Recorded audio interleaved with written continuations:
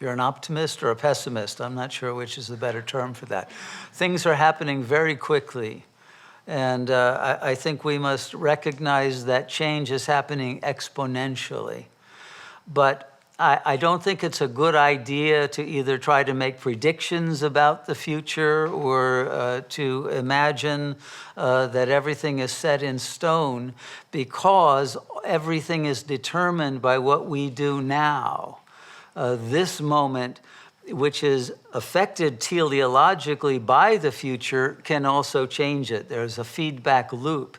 And even though that change is also part of the predestination, nonetheless, things can happen in very miraculous ways that we should not put on a calendar of events, because that will tend to make the ego want to wait to see if something is going to happen rather than to make it happen.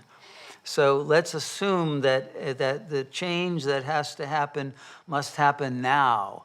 As the events unfold in an accelerated way, we must be able to ride that wave and not be drowned by it. So we need to be in that highest state of consciousness.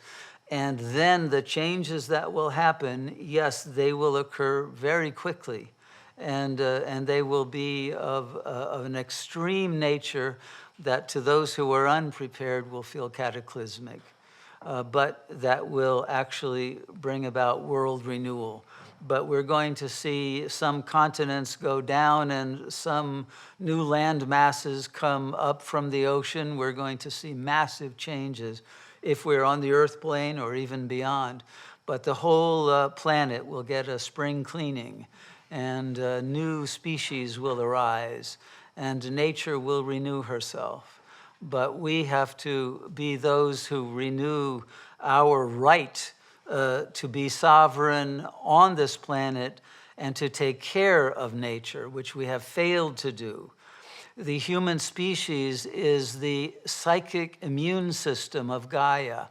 And because we have fallen into too low a state, we have failed to protect Gaia with a kind of a mind field that would keep out any alien infiltration from negative agencies from the cosmos. And now we must restore that immune system through ourselves becoming manifestations of that supreme power of goodness and of love and of light. But we must do this as a species. And it is that will bring about the changes that will enable the highest outcome to happen in the quickest way with the least suffering, so that the most benign resolution to all of the issues that we face can happen in the immediacy of this time without extending the time of suffering. So I hope that answer is sufficient for you. But to go into all the details of what is going to unravel would take a long time. But everything is going to change. The ground itself is being taken away. And we must depend only on that supreme power to guide us and support us in this time.